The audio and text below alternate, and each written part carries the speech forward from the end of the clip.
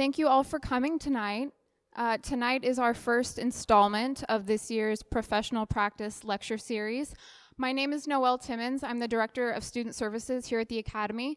I'm here to introduce Dexter Wimberly. He is our newly installed Senior Critic of Professional Practices here at the Academy. Hello, Dexter. Thank you for being here. Our Provost, Peter Drake, was sad to miss you, but I'm happy to be here on his behalf. So Dexter Wimberly is an independent curator and entrepreneur who has organized exhibitions and developed programs with galleries and institutions throughout the world, including the Third Line in Dubai, Contemporary Art Museum Cam Raleigh in North Carolina, the Museum of African Diaspora in San Francisco, Kogi Arts in Tokyo, and the Museum of Arts and Design in New York City. His exhibitions have been reviewed and featured in publications, including the New York Times, Artforum, and Hyperallergic, and have received support from the Andy Warhol Foundation for the Arts. Dexter, Wimberly has also served as Director of Strategic Planning at Independent Curators International in New York City. Prior to his curatorial career, Wimberly was the managing partner and CEO of the advertising agency August Bishop, representing a diverse array of clients, including Adidas, the Coca-Cola Company, and HBO. He is also the founder of Art World Conference, a business and financial literacy conference for visual artists. He and Art World Conference co-organizer Heather Badahari were recently listed in the Observer's Arts Power 50 Changemakers Shaping the Art World in 2019. So Dexter is a very accomplished individual. We are so happy to have you here on our Academy roster and to bring in this first installment for our series tonight. So thank you.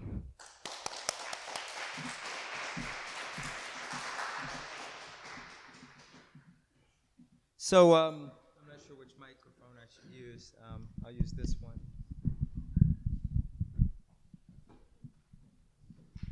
So thank you all for being here.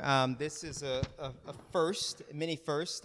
This is my first professional practices lecture that I'm organizing here at New York Academy of Art. I'm very happy to see you folks here. This is the first time Larry and I are doing something like this together. We've collaborated on a number of projects over the years, so we're definitely not strangers to one another. I won't spend too much time on that.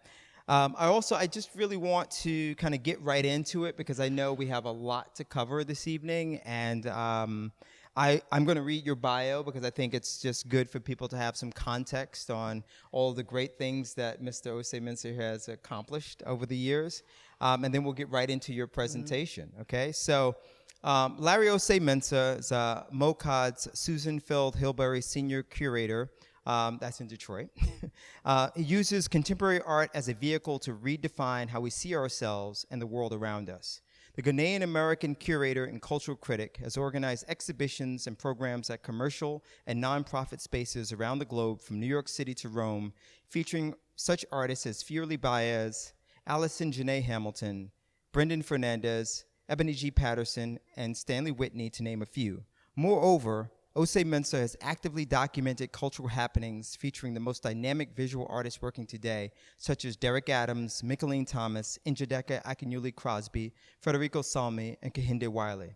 Ossei-Mensah is also the co-founder of ARTNOIR, a global collective of culturalists who design multimodal experiences aimed to engage this generation's dynamic and diverse creative class. Ossei-Mensah is a contributor to the first ever Ghanaian Pavilion for the 2019 Venice Biennial, with an essay on the work of visual artist Lynette Yiadom-Boakye.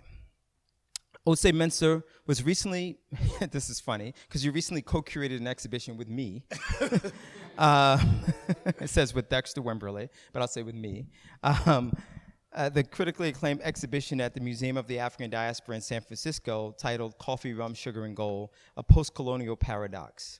In fall 2019, Ossei-Mensah will be curating his second exhibition as the Susanne Feld Hilberry Senior Curator at MOCAD, called Crossing Night, Regional Identities times Global Context with Josh Ginsberg from the A4 Arts Foundation and Jova Lin Ford Curatorial Fellow at MOCAD. Ossei-Mensah has been profiled in publications including the New York Times, Artsy, and Cultured Magazine, which recently named him as one of 7 curators to watch in 2019. You can follow him on Instagram and other social media. You see the Twitter hashtags and the ats and the .coms and I finally got a website and too, and all of that. And he's finally got a website. So anyway, everyone, Larry Ossei-Mensah. Thank you. I understand that the usual format here is that I would sit down and we would have like a conversation and then we would do a Q&A, but we're going to do it differently today. Yeah. I'm going to go sit down over there. Okay. And I'm going to let Larry take you on his journey, and then I'll come back with some of my own questions, and then we'll open up to questions from the audience. Thank you, Dexter. Thank you to the Academy. Thank you guys for joining us. So I'm going to rip through these slides quickly because there are a lot, and I want to leave time for Dexter and I to have a conversation, but I also want to leave time to listen to your questions, engage your questions. So if there's anything that I go by too quickly, just make a note so we can talk about it later. But I want to try to get in as much as possible. So I'll give you a quick background, and then the second half of this is going to look at some of the tools that I've developed over the last decade, just trying to figure out how to navigate the art world. Some of this comes from a class that I used to co-teach with one of my good friends, Amani Olu, at the School of Visual Arts as a continuing education class. And it was in response to just talking to a lot of students who were studying visual arts for their MFA, and like I would ask them what's their plan after they graduate. They didn't have a plan, or you have a lot of galleries now that are kind of circling around grad programs, trying to figure out who's got the most talent. And I've seen a lot of artists get themselves into very tricky situations because they just didn't understand the basics of business, or just were afraid to ask questions, or they were afraid to mess up a relationship, and didn't really work to assert their agency as an artist. And so the one thing I will say, if you don't get anything from this, is that you as creatives and artists, your greatest asset is your curiosity and your creativity. And so never let anybody take that away from you. I've just had too many conversations with artists who've been taken advantage of time and time again, and they don't really understand that, without the artist, there's no gallery, there's no museum, there's no industry. And so that's one thing I really want to encourage you guys to really be mindful of. And also remember to think outside the box. Everybody's journey is different. Mine's is totally nonlinear. And then I'll get into that a little bit, but here, the rules of engagement, this is a toolbox that I've developed over the last 10 years. It's changed. Frameworks and platforms is actually something that I added this year, but artistic practice, the art of storytelling, which is something that I actually revamped from brand development, because I just realized that, branding just wasn't a framework or a language that was appropriate for the art world. Showing up and acting like a pro.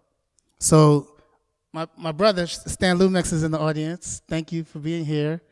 One of the first exhibitions I had the pleasure of being part of was an exhibition we both did together. That's on your left at Harriet's Alter Ego, which was a boutique in Brooklyn on Flatbush. I think Flatbush Avenue, back of a store. So my first exhibition wasn't in a gallery in Chelsea. It was in the back of a clothing store in Brooklyn. Very about the community, very about so much of what my practice is about is activating unique voices that normally don't get the opportunities to showcase their work. And a lot of my practice is also kind of like catalyzed by my curiosity. So people ask me, how do you get ideas for exhibitions? A lot of times it comes from conversations.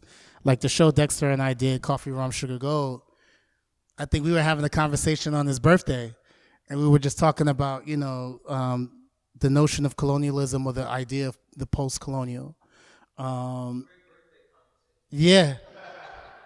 He was, doing what he does, smoking his cigars, drinking his scotch. And we said, we're going to call it Coffee, Rum, Sugar, Gold, and the rum's got to be with an H.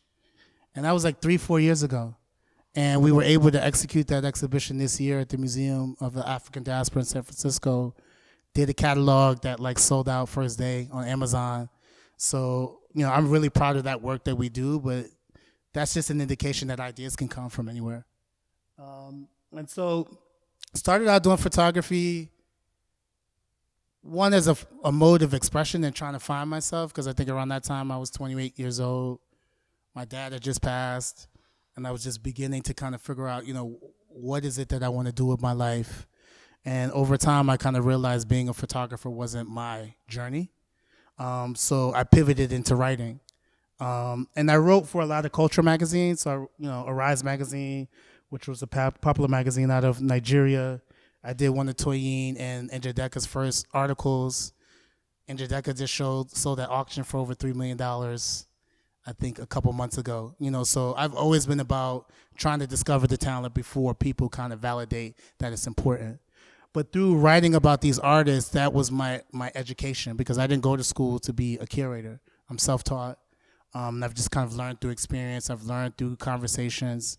I've learned through artists. And so went from trying to be an artist to being a writer. And then from that, I began to develop these principles that guide my practice.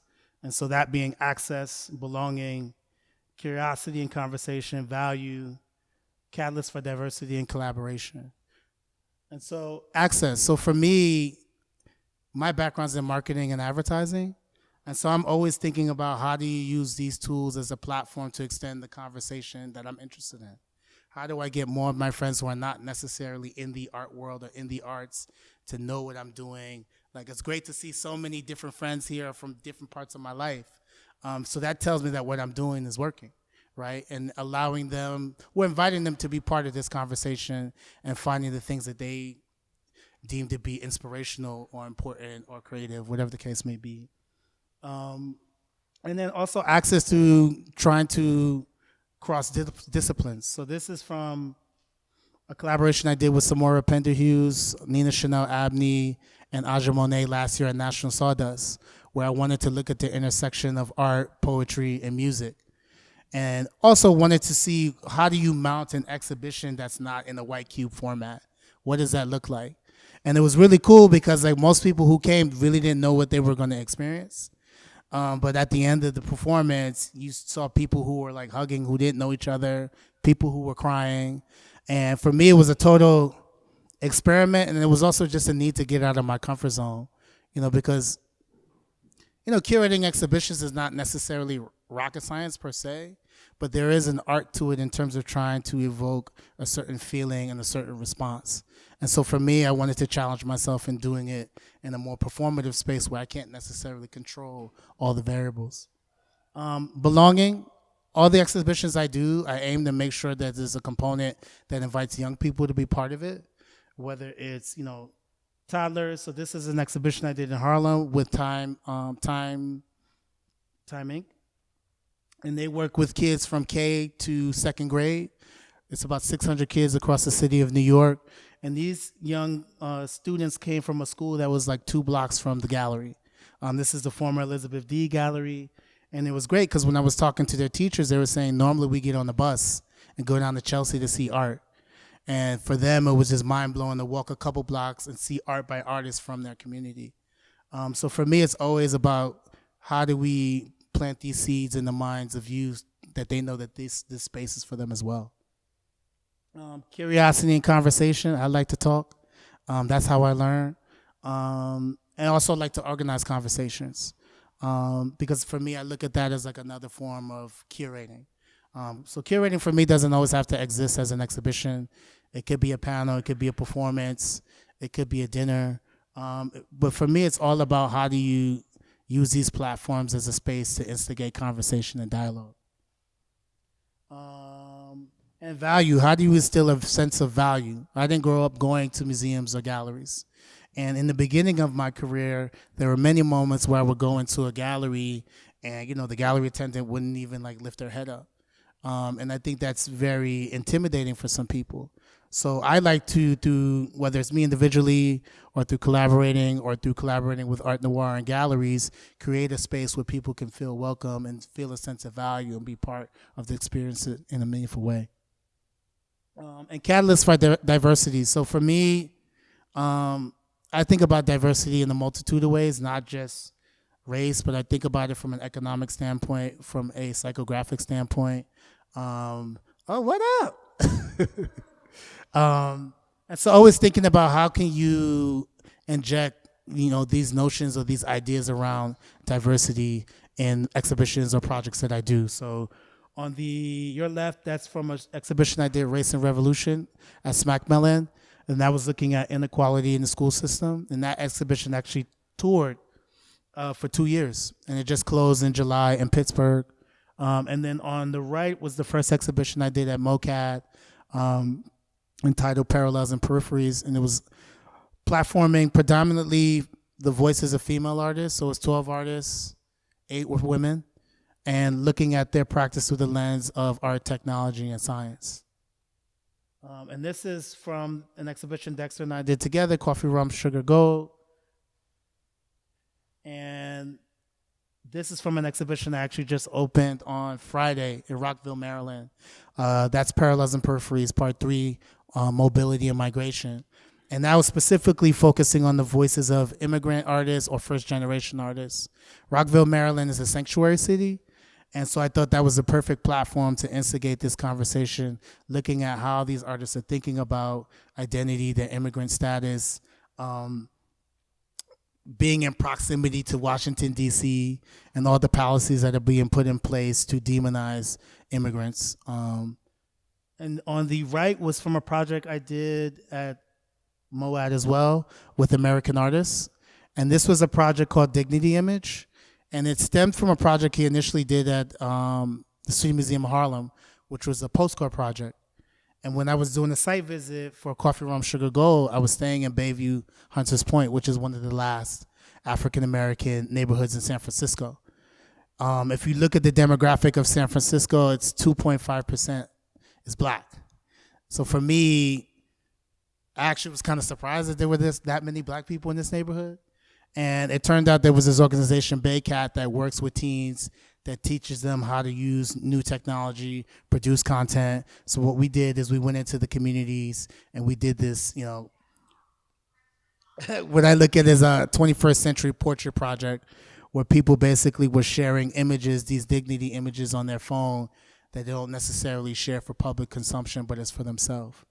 And this is from a project I did with Stanley Whitney in Kansas City.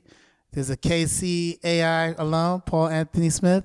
And this, for me, came out of curiosity, wanting to do a public art project. And what does that look like?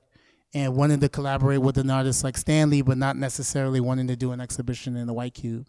And Stanley went to this school, graduated in 1968, and never went back because he, just didn't have a great time as an African American making abstract painting in the late 60s.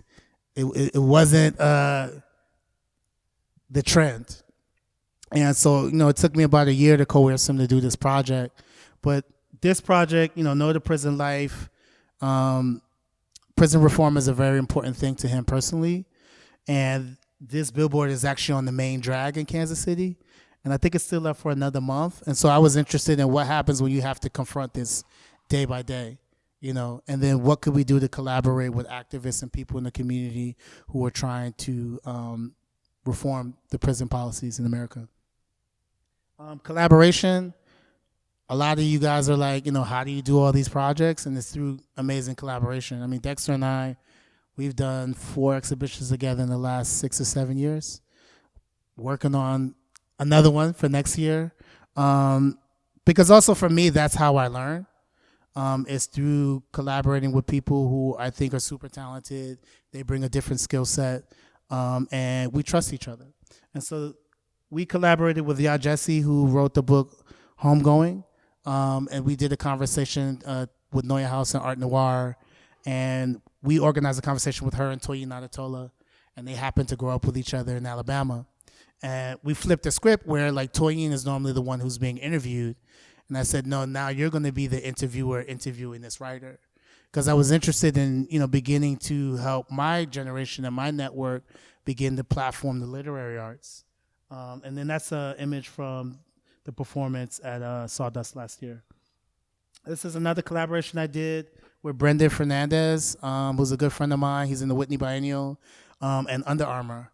And this is one of the last exhibitions or performances that was done at Mixed Greens in Chelsea. And again, this was another way for me to stretch myself. I had never curated a performance before. And so I really had to kind of trust Brendan's intuition and just give him the framework so he was able to execute this performance at a high level. And then also collaboration, how do I invite the audience to be part of the experience? And so this is a still from Race and Revolution in Pittsburgh, the last site. We had this one piece by J.C. Lenohan who asked 2 questions. What was your race moment? What was your class moment? And over the period of the exhibition, people would just write these heartfelt kind of just comments and quotes. And it was just really interesting to see the cross-section of people who shared, these experiences through this performative act. Quickly, ARTNOIR, Dexter gave you a little bit of information on it. This is a collective that I co-founded with 6 other friends in 2013. For me, it was a way to kind of extend the reach of my practice under the umbrella of an organization, but also really to kind of create a platform to celebrate creatives of color. It started out with visual artists. It shifted to literary artists. Now we're looking at theater, so a group of us are now going to go see Slave Play, for example, next week. How do we make these creative experiences that we normally wouldn't go to palatable? Also, how do you create a social circle and a network, and introduce people who can potentially collaborate in some shape or form? So we've got a website. We've collaborated with Hank Willis Thomas to do mixtapes. So just thinking about all the different nodes that you could reach people and engage them, that's what we try to do.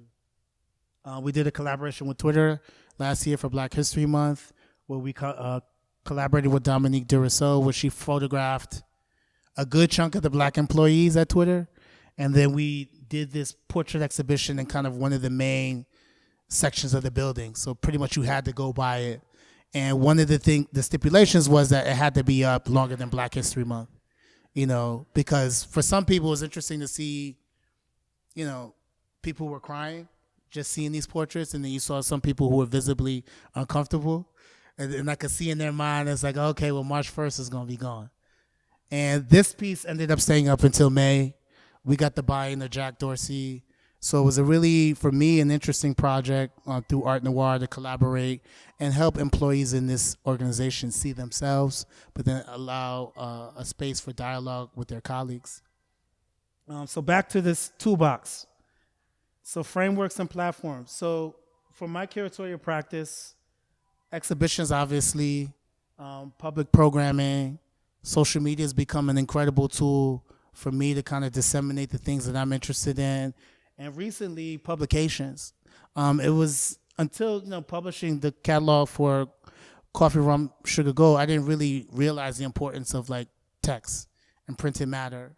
And then also with the legendary Okunwieweza passing away earlier this year, I started researching on all the things that he had written and beginning to realize that this is another kind of form of exhibition making. And now I'm trying to think about how do I continue to use this platform as a way to investigate and interrogate different ideas I may have. So the rules of engagement, artistic practice. So how many visual artists are in here? Curators? Just creatives?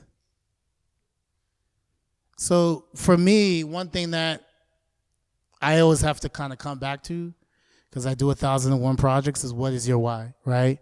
And so, and I'll get into that a little bit more, but then also with artistic practice, asking yourself, are you setting reasonable goals? Are you challenging yourself? In a place like New York, are you keeping your fingers on the pulse of what's happening?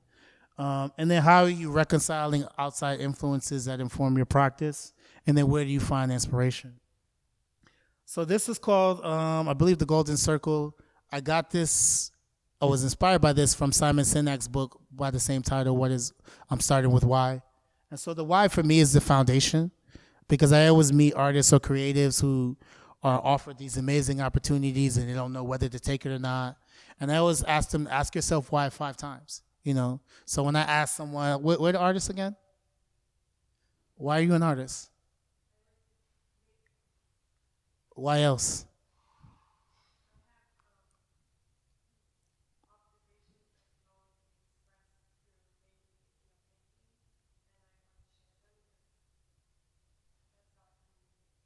Exactly. Anyone else? I'm gonna pick people, so Paul, why are you an artist?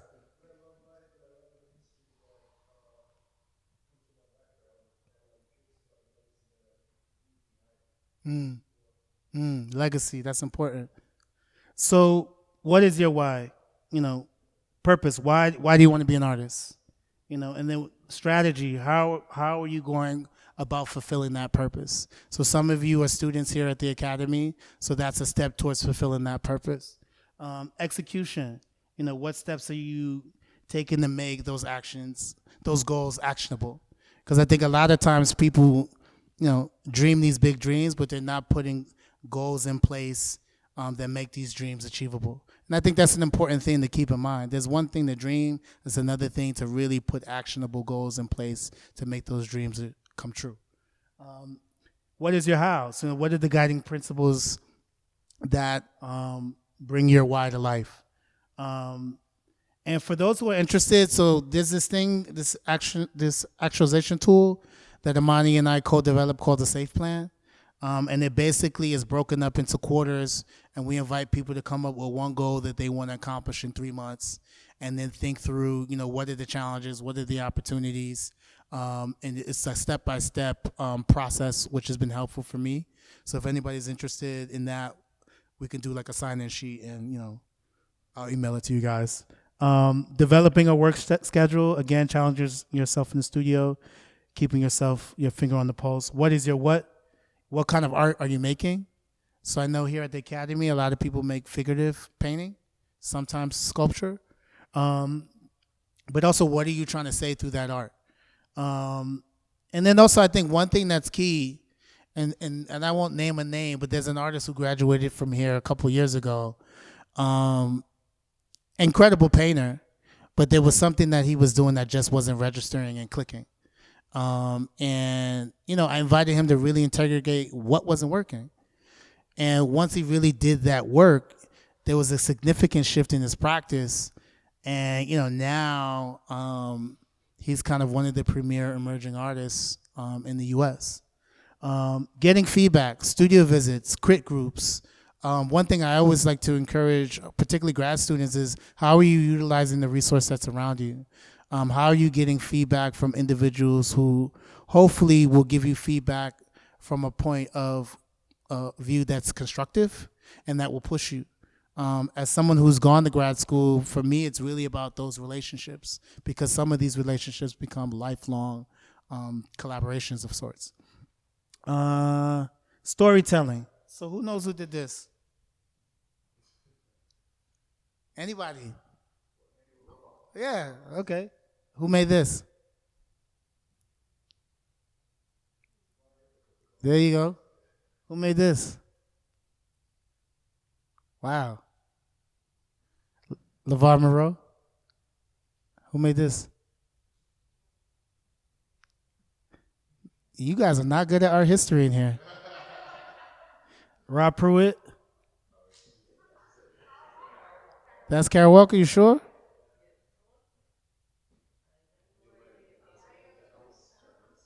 Curveball. The photographer would know that. So, yes. And then there's you. And so, you know, one thing that, again, I said, I pivoted this from brand development to telling your story. And particularly when I talk to a lot of painters, they're always talking about solving a problem, you know, through their painting and through their work. And I think as an artist, I always invite them to ask themselves, what are you investigating through your practice? So you mentioned you have observations that only can be articulated through painting, right? And then, or what is your practice about? I think a lot of times artists don't ask themselves these questions. They just know they have a talent. They know that they like to create. But what is it that you're trying to create through this medium and tool that you're leveraging? And what's your position? So what kind of artist are you? What kind of curator or creative are you? Like, this is a question that I've had to ask myself, right? Because I've worked as an independent curator for so long, now working in an institution, a lot of those skill sets don't necessarily transfer. So now I have to figure out what is the adjustment that needs to be made in order for me to be able to execute at a high level in a different capacity. And then what are you seeking to express through your practice, and what can I expect to see when I see your work, right? Other thing, showing up. People ask me, what's the secret? Showing up for yourself and then showing up for others. Because there's a difference between networking and building relationships. For example, networking is asking for a business card. Relationship is asking for, how is someone's day going? And for me, I had to kind of realize that difference, and that's been super helpful for me in my career, because a lot of the opportunities I've gotten have been from relationships that I've built over the last decade. Some of them have been tight relationships, some of them have been loose, but like Maya Angelou, famously said, it's about how you make someone feel, how they remember you. And then going through this, because I know we need time to talk. 10 core strategies to expand your network, build relationships, show up as much as possible, cultivate your existing network. For the grad students, how are you cultivating the network? This is the beginning of the semester, so you got a whole year to figure this out. Start a critique group if you don't have someone who can give you feedback on your work. Trade artwork. This is a huge, huge, huge thing. Artists don't understand the value of that. Because as much as you're creating and putting artwork in the world, you should also be supporting and collecting art that you think is amazing. Because I think for me, I'm all about, this kind of constant cycle of giving and exchange. And artists don't do that enough. Participate in residencies, seek mentorship, teach a class if you can, collaborate with artists in your network, invite people to do studio visits as much as possible. There are tons of events that happen here at the Academy. I remember when Art World Conference was doing their event here, and there was an artist who I think we were trying to do a studio visit for like 6 months, and he just grabbed me. He was like, you should just come to the studio right now. And I hesitated. I was like, you know what? It takes balls to, do this in the middle of a party. I'm not even here for that. But, taking advantage when people are in proximity and not being afraid to say, hey, come to the studio. And write about your practice and write about artists you admire. One thing that I realize is that a lot of artists struggle writing about their work. And I see that time and time again, particularly when I do group shows, because it's normally the way I work is that I'll say, okay, these 3 paintings are going to be in the show. Send me some text about it. And they struggle to write about it, or they're these disjointed ideas. I think for the students who are in the academy, you're kind of conditioned to do that, but I think even when you get out of the academy, or if you're not in school, developing a writing practice that'll help you articulate your ideas, because it also helps you in one-on-one situations where it's like, okay, I'll ask you what kind of paintings you're making. And, for me, it goes back to, what Kobe talks about, Mamba mentality. So it's like always being prepared for the moment. And so, because you never know who you'll meet, who will make a recommendation, who you're going to be able to make an impression on. So I think it also just helps you to be prepared. Last part, act like a pro. 5 mistakes not to make. Don't be a networking jerk. One of the things that turns me off is that if I see somebody circling around the room, trying to meet everybody, shoving their card down people's throats, and really not making an effort to get to know who I am as a person. Because so much of what I do in my life is about relationships, and it needs to be authentic and organic. And when you're kind of trying to force yourself on a person, that's not going to really work.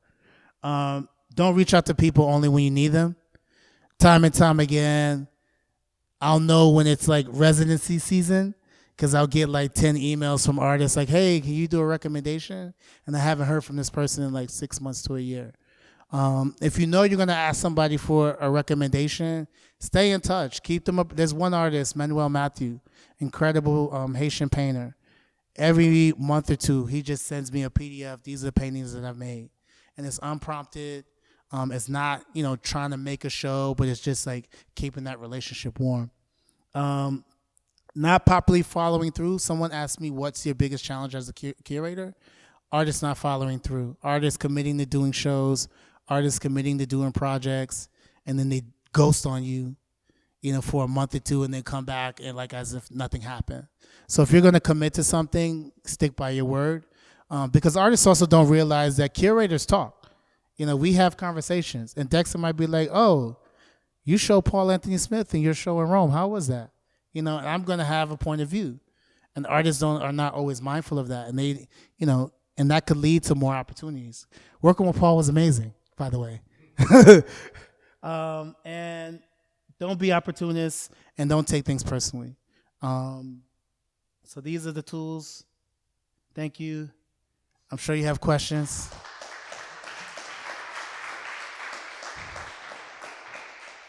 I hopefully didn't bore you.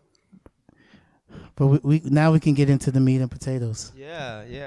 Thank you for that, Larry. That was very good and insightful. And I think, whether you're a curator or an artist or someone who works in the art world in a different way, you can probably kind of take something from it. As I mentioned earlier, this is a first, so I'm just sort of getting my feet underneath me. Even sitting up here in this situation seems a little bit unusual for me. Not that I'm not used to being in front of people, but this is kind of strange. A little bit. Well, I tell you why it's strange, because I've never worked for a school before. So I even have to watch what I say, I suppose. Yeah. In general. But I want to be completely frank and just kind of get into some questions that I have based upon your presentation. And then I'm sure there's some questions in the audience. So, I interact with a lot of artists who ask me questions about how do they advance their career, right? Yeah. And that's a very broad term, advancing your career, because it means different things to different artists, right? You might be in a situation where you're already out of grad school and you're in the world trying to figure that out. Or you might be an artist who didn't go to grad school and you're in the world trying to figure that out and trying to figure out whether grad school is right for you. There's so many different permutations. But I've been thinking a lot about how to distill this down into an answer so that my response isn't this constant non-answer that I find that it's so easy to give when someone asks you a question like that. We can be like, oh, it really depends, right? Depends on what you want, right? But that's so non-committal. Yeah.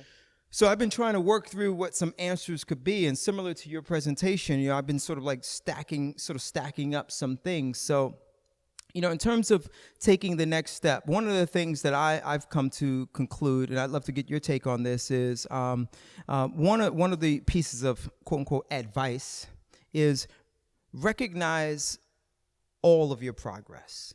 Yeah. Even a little progress, right? Small wins. It's really important. It's so easy to not see the advancement that you've made today versus yesterday. I like to kind of say, if I wake up with $1 and I go to bed with $1.10, I won, right? It's my view. But what's your take on that? No, I totally agree. I think it's definitely about small wins and incremental growth, because I think when you look at tools like social media, I've talked to a lot of artists who've actually got off social media because it was creating this anxiety where, somebody that they might have gone to school with or a friend, they were at the same point, and then next thing you know, they're here, and that's why I say it's important. What is your why? Why are you in this, right? Because as long as you know that, you continue to reevaluate that, you should be good. You should be in a good place. Yeah. I agree with you. And, the other thing I want to say, since we're talking first, so it's something I just want to put out there is, being an artist is, I'm not an artist, right? And it's hard. I want to preface that. That's why I gave up. I'm not an artist at all. Being an artist is hard, right? And I'm not just saying that to ingratiate myself to the artists in the room. I'm saying that as someone who has spent countless hours in the trenches with artists at every stage of their career. And I just want to let you guys know, any of you artists in here who feel like you're at this stage here and you want to get here because here is so hard, man, it only gets harder here too, right? And so you've chosen a very, very difficult path. But recognize that even though it's a difficult path, there's so much that you gain from the journey and so much that other people gain from your journey that it is fully worth it. But don't lie to yourself, or don't mislead yourself into thinking that somehow when you become a bigger artist that the problems just fold away. It's more money, more problems, more stress. I mean, I can even look at my journey. It's just like within the last year, like when I made the decision, you know, a couple years ago that, because again, my background's in marketing and advertising. A lot of the first half of my practice, I had a real job. You know, I was working, you know, when the economy tanked, I had like 10 different temp jobs. You know, you name it, I did it. And a part of that was, you know, some of it was fear. And then the other part was like I really didn't understand how to kind of monetize my curatorial practice. And so I'm always encouraging artists to really think about how do you make what you do sustainable, right? Because like I have friends who are at different ends of the spectrum in the art world. Some quote unquote have made it, and they deal with just as much stress even though they have all the resources to kind of like do their thing, as opposed to someone who hasn't made it, so to speak. So I think it's important to keep everything in perspective. Small wins, and really enjoying the journey, because that's where the learning is happening. I think for me, this last year, I've really kind of had to slow things down, because I've just basically, you know, I'll make a show, then make another show, then make another show, and really wasn't taking time to take stock and like what it is that I was putting out into the world and enjoying it. And I really wouldn't realize it until someone would send me a text and be like, oh, I saw your show, it was amazing, blah, blah, blah, blah, blah. So, I mean, like, it's important to take stock in what you do. May I jump in here too? You know, I think if I were an artist sitting in this audience, one of the questions that I might ask is, so I'm making my work. Yeah. Everyone tells me it's great. I believe it's great. But I'm not seeing the advancement in my career that I want to see. Mm-hmm. What are some of the things I can actually do to move the needle? And before you answer that question, the little asterisk I'd like to put on that is just my personal opinion that it doesn't really matter how good a painter you are, or a good sculptor you are, a photographer, or what, you know. It's sad but true that to some degree, there's this sort of, you know, we all know a lot of artists who are not good at all, right? We all do. Like, I mean, whether you want to admit it or not. I like to say we know a lot. Not my taste. No. Hold on. Let me finish. We all know a lot of artists that are not good at all, right? In the sense that when I say not good at all, like, I'm not talking about in an academic standpoint. I mean, just like out in the world, like artists we just don't like. I was like, we don't think they're good at all, right? And if you voted, you had like 100 people vote, maybe 80 people were like, it's not that good, right? But then we also know a lot of artists that almost unequivocally everyone says is really good, right? But right in the middle are all of these artists that are really good artists that are all competing with one another for audience, competing with one another for traction, competing with one another. And while they could compare themselves to that sort of like group of artists that I'm talking about that are not really that good, for whatever reasons they're not that good, and they don't really look at their own work and say, well, I'm certainly, you know, the next, you know, fill in your blank art historical artist, Bacon, Lucian Freud, whatever, or even more contemporary, you know, sort of artist that's living now. In the middle is really tough, right? Yeah. In this space where you're looking around you and you see your peers and you're trying to understand, as you mentioned earlier, why is it that this person who is the same age as me, who is generally making a similar kind of work that I'm making, that on paper seems to be quite aligned with where I am demographically or aligned with where I am sociopolitically, but why is their career leaps and bounds further than mine? And what are, through your experience as a curator, what are some of the things you think an artist can do to move their career forward within their own means? Well, I think, going back to the point about relationship building and networking, I think really looking at your immediate network, one thing that I've seen, which is actually really exciting and is not new, is that a lot of artists are curating their friends into exhibitions. So you're seeing these group shows, whether it's like these, grad programs where 5 artists get together and just make a show, or artists are doing pop-ups. I think really taking advantage of your network is a good thing. So if people aren't curating you into shows, make your own shows. So I was reading something the other day about there's always this term like getting a seat at the table, and I think Virgil had said, well, now Virgil had mentioned there are a lot more tables in the lunchroom. So if you can't get a seat at the table, how do you create your own table? And you don't have to do it by yourself.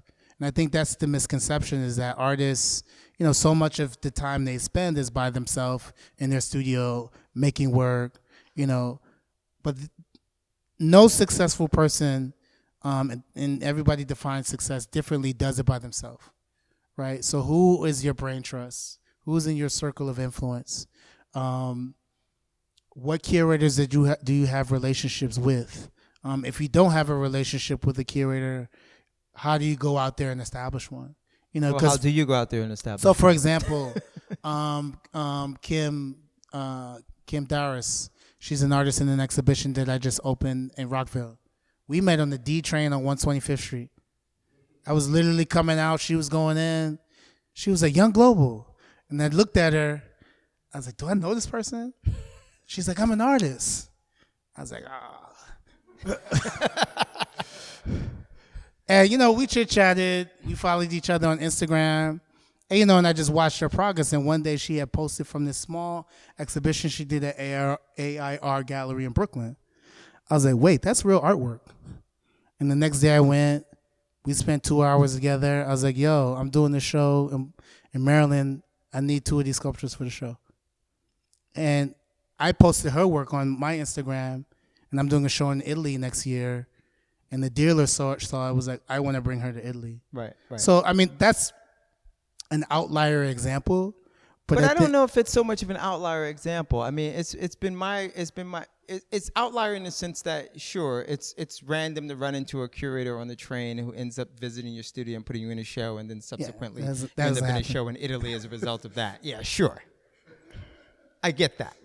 But it's not an outlier in the sense of, look, it's been my experience in life and in art, which somehow have become completely intermingled in my life. It's been my experience that, you really don't know what's going to happen. You just have to push toward making something happen. Yeah. Right. And so I think that if I were to answer the question about how to move the needle forward, if an artist was asking that question, one of my answers would be, consider whether or not you're actually being complacent, right? So that goes back to, are you challenging yourself? Right, and sort of this idea that you recognize your own talent and the people in your immediate circle recognize your talent, but that's not enough. No. You really have to get out there and connect with people. You really have to meet people. The best way, in my opinion and experience, to meet the people you want to meet is to meet the kind of people that know that type of person. You have to sort of think about, relationship building and the dirty word networking, right? Yeah. Think about those things from the standpoint of it being sort of more organic, right? I don't think that there's anyone that you can't meet. Period. Oh, yeah. I don't think there's anyone you cannot meet. The question is, what are you going to say when you're standing in front of their face? Well, right? so back to the complacency, I call that, it can be a Randy Moss syndrome. So Randy Moss was, during his career, was criticized for playing when he wanted to play and not playing on every down. Mm-hmm. And so I think, are you really pushing yourself, every moment, every opportunity, one. But two, research, right? So people are like, for example, artists are like, I want a gallery. I'm like, all right, top 3, who? They're like, well, Gagosian, and I just look at them. I'm like, and who are the other 2?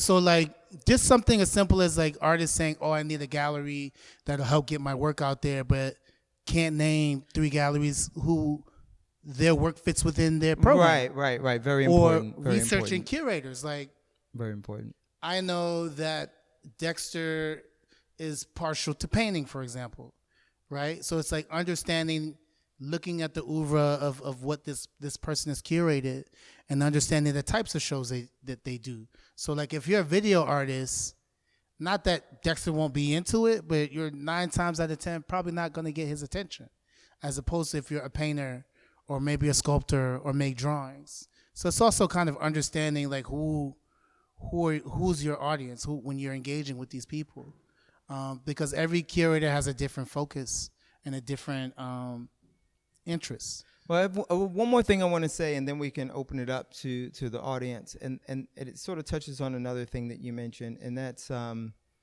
there's a few things I wanted to mention, but I'll just stick to the one that's at the top of my mind, and that is, this idea of how do artists sort of interact with people who are coming into their studio, like some advice about interacting with collectors or dealers or curators who walk into your studio. If you had to sort of give like a 2 or 3 points of good things to do and bad things that you've seen people do in the context of a studio visit, could you share that? Always have water. Hospitality. I mean, the studio is hopefully your sacred space.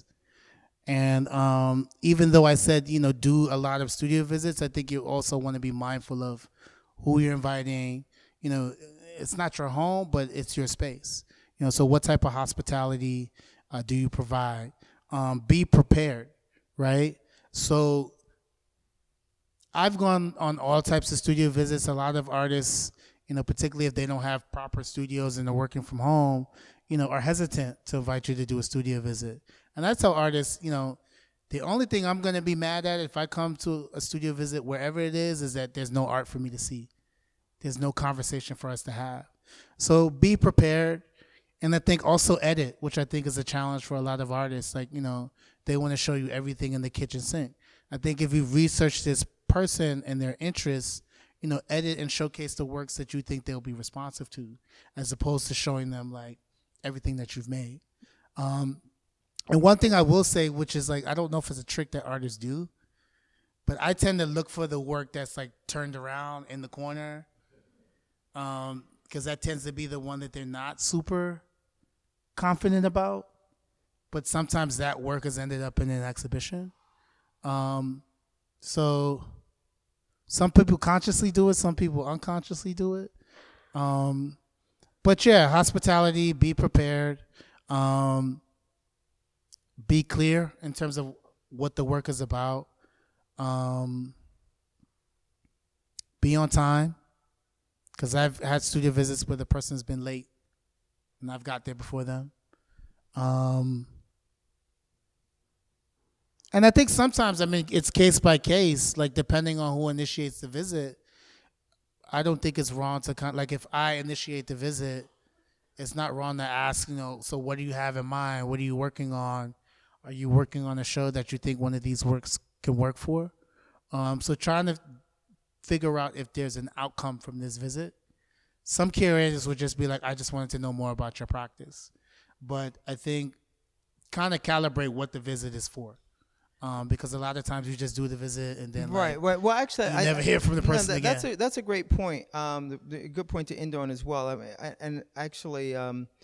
think that when someone asks for a studio visit, if they're inviting someone to their studio or asking someone to be invited to their studio, I think that like you should not end the sentence on, can we do a studio visit? I think it should be, can we do a studio visit because I have a new body of work that I'd like you to see? Or can we do a studio visit because I'm working on a show and I'd like to see if you have something that could work for it? Or can we do a studio visit because I'm not working on anything, but I just simply like to come by and see what you're working on? So that the expectations are managed on both sides. Exactly. Because I recognize when I was doing a lot more studio visits than I do now, that it's so exhausting and so time consuming. And I also recognize that I'm breaking up someone's day, right? So if you're showing up, whatever time you're showing up, they got to stop making work or they got to prepare for your arrival. Then they have to have this hour, maybe 2 hour long conversation, and hopefully there's still enough time in the day for them to get back to their job, which is being an artist. So I'm very respectful of that. And so I don't ask for a lot of like random studio visits anymore. It really has to be connected to something that is going to either be beneficial to the artist or some like really research driven thing. So thank you for sharing your insights on that. Thank you. Hopefully, they put you to sleep. I see some sleepy eyes. Oh man, yeah. What time is it? Okay, so we got a little bit of time. Okay. So we have time for a few questions, and I there must be some, right? Sure. What's up? How you doing, Larry? What's up? First and foremost, as a big brother, I'm going to start by saying I'm proud I have you.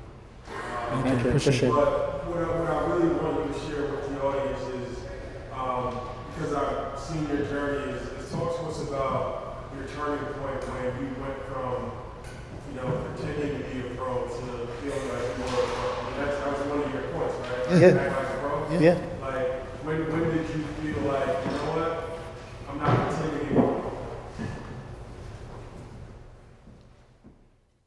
I think the show I did at Mass MOCA.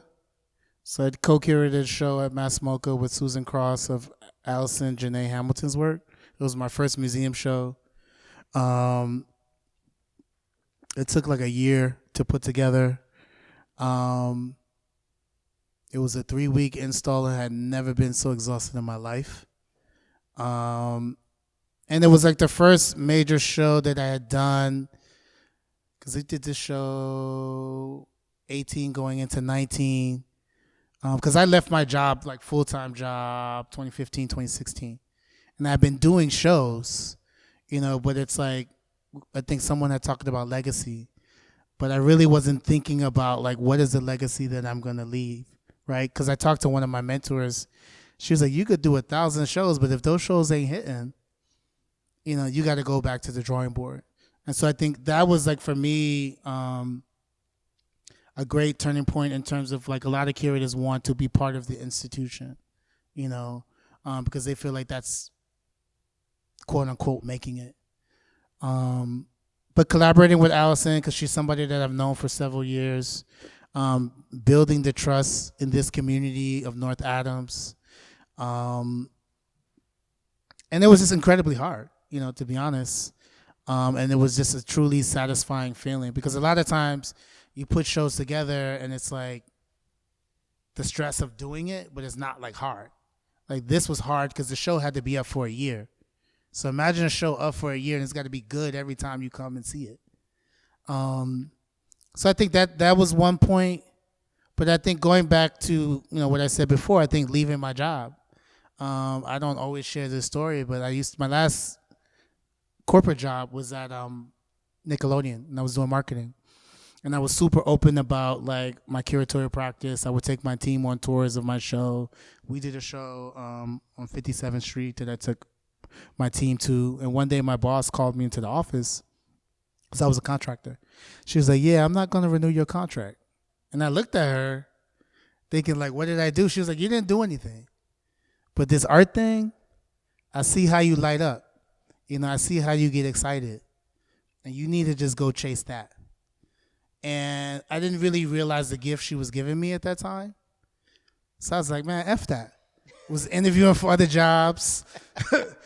And, I would literally have like the hiring manager like, you're like the best candidate and wouldn't get the job. And then I just realized that was the universe telling me that, no, this is what you need to do. This is the journey you need to go on.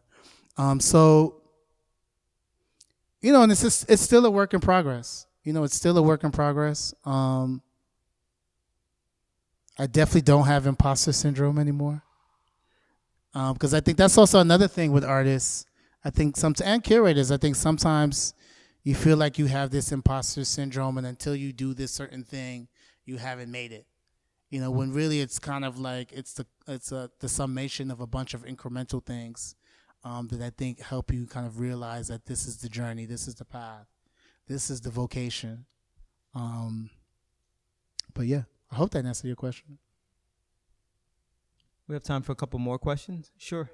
I just want to give you a compliment about networking. Because when I was in grad school, everybody was saying, you got a grad school, you got networking. Yeah. And I had no idea what that meant. Yeah. I really struggled. And what that meant, and I would go to show and try to talk to the curator, and I felt like an idiot, because I didn't know what that meant. And then at some point I realized I was just making friends. Yeah. And that was what networking really was. So I really appreciate you talking about building relationships in that way, and not talking about networking in a very abstract, obscure way, such as being friendly with everybody. Yeah, I mean, that's Me. I mean, the reason why Dexter and I have been able to collaborate so much is because we have a foundation on friendship. And I can be open and frank with him, and he can do the same. And that's not always the case in working relationships. And then also so much of this experience in the art world is about relationships. It's about not only who you know, when you interact with those people, how do you make each other feel, right?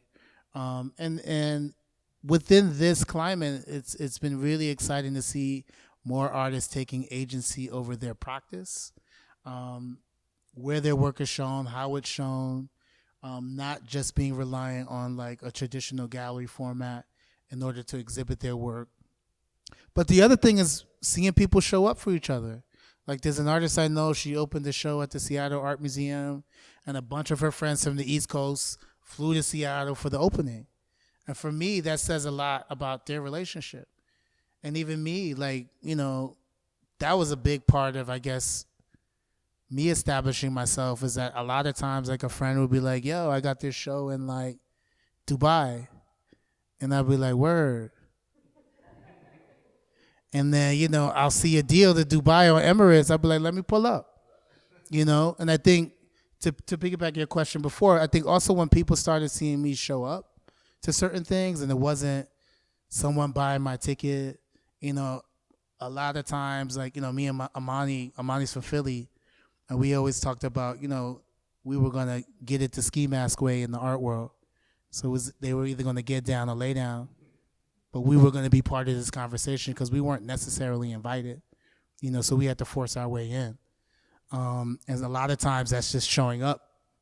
Like, I'll never forget, I went to see Henry Taylor, had a show in LA, and this collector that I've become to know, he looked at me, he was like, why are you here? I'm like, the same reason why you here. He was like, did someone fly you out? Like, who's paying for it? Are you like a crown prince? I'm like, no. Like, I understand the importance of being present in these spaces. Right. I mean, I think the other thing that's worth mentioning about that is, there's a flip side to that too.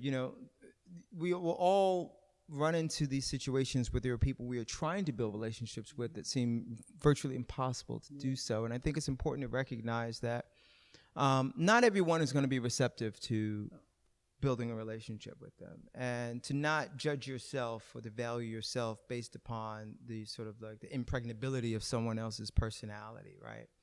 Because that obviously happens a lot in the art world, right? Because people are very guarded, or there's this perceived hierarchy, and a lot of people kind of get caught up in.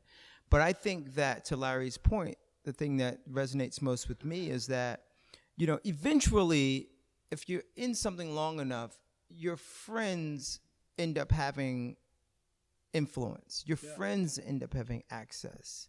And so you come up with a group of people, and before long, and this is what happened with me, before long, I knew someone who was an assistant director at a museum. Before long, I knew someone who was a director of a gallery. Before long, I knew someone who was a big name artist. But all of those people, if I go back 6 years ago, they were none of those things. We were all outside of the window of Henry Bendel's looking through the glass going, man, that looks nice. Yeah. Right? But I think the important thing with that is like, how do you treat people within those moments, right? Right. Because like there are artists who like overnight, Right. They're working with big galleries on the cover of magazines, and so for me, it's just been important to just treat everybody equally with respect. Create a cycle of exchange, right? How can I add value to this relationship? What are your pain points? Who do I know? Like, you're working on some things. Oh, I know this person. How do you create this cycle of giving, right? Because I think, hopefully, I'll be honest. People don't always remember. Some people got amnesia, but that's why I say don't take it personally. But 9 times out of 10 people remember. Right. And one last point to that, a lot of artists that I've come across have been upon the recommendation of other artists. 99% of the time, if another artist is like, hey, I think you'll like this, I'm going to take a look. I'm going to do a studio visit, because I know that artists are probably going to be the harshest critic of other artists. So you've kind of already eliminated Right. whether this is good or bad. Right. So it's just a question of, is it something that works for what you're working on, or is this an artist that I can recommend for a grant? Because that's the other thing I tell artists when I do visits. I may never show your work, but that doesn't mean that we won't collaborate. That doesn't mean I won't, recommend you for an exhibition, or a lot of brands are trying to work with artists. I might recommend you to work with Nike, for example. So it's important to keep those relationships warm, and it's not about just an exhibition in this space, but it's like, how do you create a long-term relationship? Right. So we have time for just 2 more questions, and then we will. Sure. So you mentioned in the beginning the vision that you had sort of prompted the Coffee Road Sugar exhibition. So I'm interested in sort of that initial conceptualizing of curatorial ideas. It's nice to see the final results of the shows. They're impressive, but I'm kind of wondering about the internal process that happens for you when a conversation becomes an embryo, and how that embryo grows into a full-blown show. Like the initial, you have a conversation, does it start with an internal question or an internal statement, and then you start thinking about artists, or do you see an artist and from that studio visit arrives a question? So if you could just talk about those initial moments where your curatorial ideas come. Sure. I'll take a little crack at it. So if I think about most of the shows I've worked on, either on my own or even collaboratively, the ideas usually are generated from 1 or maybe 3 ways. Either I'm out meeting artists, looking at artwork, and I start to notice not necessarily a trend, but I start to notice a relationship or a sort of a conversation unknown to the artist between the works that I'm seeing over the course of maybe a few months or even a year. And that starts to sort of coalesce in my mind as the possibility of a concept for a show, because these artists that I'm meeting are all sort of invested in this idea, or tangentially they're invested in this idea. And if I could just connect the dots in the right way, that could be the foundation of an exhibition, which may or may not even include those artists, which is actually kind of funny. Because it's really about just kind of looking at the zeitgeist and sort of thinking like, what's in the climate and what are people interested in. But here's the thing. For me, it can't be what people are interested in today, because the show is not going to happen for 2 years. So I'm trying to figure out what are people going to be interested in the future, which is even more difficult to figure out. And then on top of that, the word that I don't use that often in public, but it is the word that I think drives me the most when I'm thinking about shows, and that word is seduction, right? In the sense that it's one thing to sit across from someone you know and to tell them an idea and for them to say, oh, that's a good idea, or for them to sort of like critique it, and because you know kind of a lot about each other. So when you explain an idea to a friend or a colleague, you can leave a lot of things out because they kind of know all that stuff about you, right? it's an entirely different thing to send a proposal to someone who knows nothing about you and certainly doesn't know you personally and get them excited about what you're saying to them, right? So there has to be some elements of seduction in your proposal, and that seduction can come in the form of maybe there is a social or political moment. Maybe there is something in the sort of in the history of the institution you're proposing the exhibition to. Maybe there's something about the person you're pitching it to. Maybe something in their career trajectory that you know it's going to kind of resonate with them. And so I try to look for those moments or those opportunities to seduce. Now, this is my whole ad life coming into my curatorial life. To seduce the person I'm proposing the idea to with the idea. Beyond them saying, oh, I like you, so I'm going to do this, because it's never really like about that. It's like the idea has to sort of like really stand up. And I'll finish with this, because there's a lot more to share, but I'll finish with this and say, I'm also always thinking about what is the impact that the final product needs to have on the person that visits the show. Like what is the transformative experience that I'm hoping they have once they visit the exhibition? And then when I figure out what I want that experience to be, it really becomes very clear then what type of artist and what work needs to be in the show to kind of help me get to that point. It's like making a film in some regards, I suppose. I think in the case of Coffee Rum, for example, I think we had just opened No Such Place. And that was a group show, for me personally, interrogating this notion of Africanness, right? And, the show did well, got a lot of love. And normally, which has become like the trend with us, is like, okay, so what are we doing next? And I have been doing some research on commodities, so looking at sugar, looking at chocolate, looking at tobacco. And I was talking with Chantrell Lewis, who's another friend, curator. And the initial idea for me was to interrogate each and every commodity, which in hindsight doesn't make sense, and do an exhibition around each one of them. And so we started talking about it, and usually what happens is that we come up with like a general idea. I'll write something, or Dex will write something, or, I'll come up with a list of like 5 artists. Dexter will look at it and be like, okay. And then like, so it's a very, kind of back and forth process. In my practice, it can happen either way. So like my show, Parallels and Peripheries in Maryland, started backwards. I knew Aram Hansi Fuertes, who's a Korean artist out of Chicago. I wanted to do another show with her. And so she was the first person I reached out to. I was like, I'm doing this show.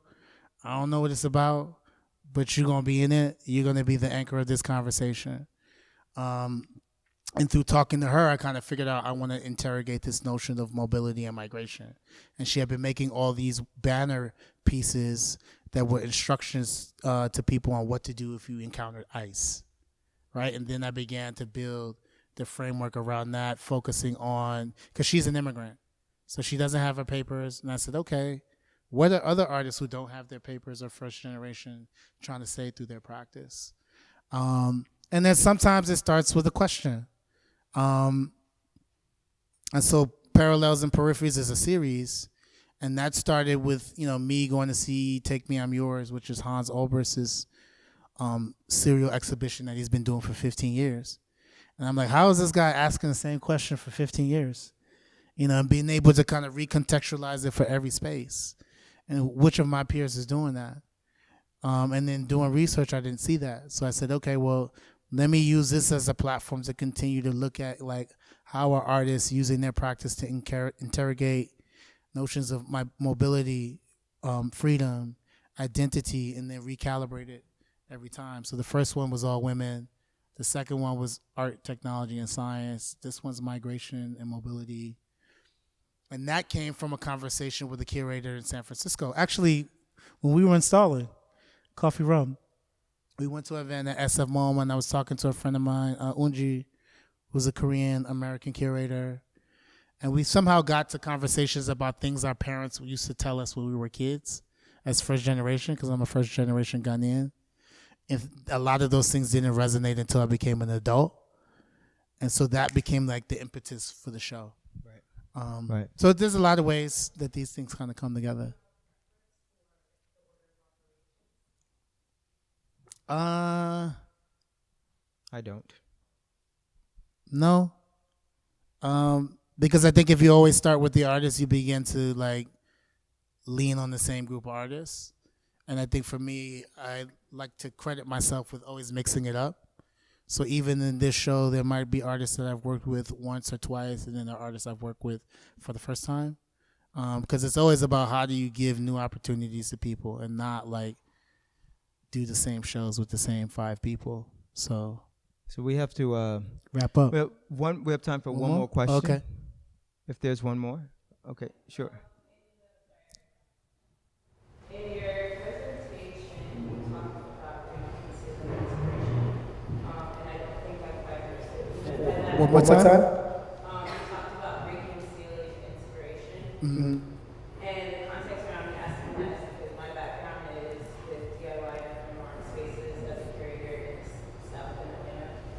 And a lot of artists and curators have struggled with, especially in this particular space, and especially with us being inundated with information and content on social media, with their work being appropriated very often by curators and other artists. So I was just curious on what you meant by reconcealing inspiration and kind of speaking toward how artists who come from a non-traditional background, who don't come from, college institutions and have those resources, how they navigate that without being like blacklisted or, seen as problematic in the field that's often stealing from them.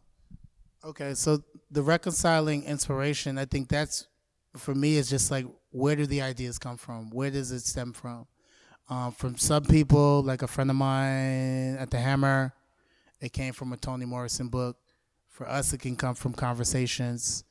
So it's really thinking about when you're dry for ideas, what's the well that you're going to keep going to help inspire you? In terms of the artists being blacklisted, can you say more about that? I mean, more so like how do you navigate, like you said, you pull inspiration for the same well. So how are you giving that, credit to other artists or other creators that you're, finding inspiration from? Oh, so I try to do that through essays. I try to do that through inviting them to be part of a public program. And I'm very conscious of it, particularly with I'm mentoring a lot of young curators, and I make sure that I credit them, because a lot of times you'll have people who do shows and won't credit the person who did all the admin. Even I'm doing a project in Brooklyn, and the person who's been helping me with the admin, I looked at the thing, I was like, "Where's your name?" She was like, "Oh, we don't normally put our names on there." I was like, "Well, you're gonna put your name on this now, because without you, a lot of this wouldn't happen." And so it's a tricky thing, because when you're a junior person, I guess, or just coming up, it gets tricky for you to go to someone and be like, "Yo, I need to get my credit," right? But I think that also comes down to the relationship with the person that you're working with. Are they really trying to mentor you? Are they really trying to help you grow as a curator or as an artist? But that's something that I'm hyper aware of, so I see people do it, and when I can, I definitely call people out on it. But I think that's a space that still needs a lot of work. Because you see it in the visual arts, you see it in fashion a lot. You see it with music, where people will take these references and not credit people. So I think that really just needs to kind of be a whole kind of almost industry attitude change, where I think it just becomes part of your DNA when you're working, that you're crediting people, you're calling people out is probably not the right way, but doing it in a way that it doesn't feel attacking, because like you'll have people who will clam up and get defensive, and you don't want that to impede you from other opportunities because they felt like, oh, you took a dig at that person. So it's real touch and go, but we could talk more after because I have to process that one. So I want to thank you again, Larry. This has been a great conversation, great presentation. Thank you all for being here. Thank you, guys. We'll be doing another one of these next week. Stay tuned for more information on that. It'll be Mark Rosen from Artsy, who's the head of social media over at Artsy. It'll be a very interesting conversation. But Larry, thank you again. Thank you, Fantastic. Dexter. Thank you, guys.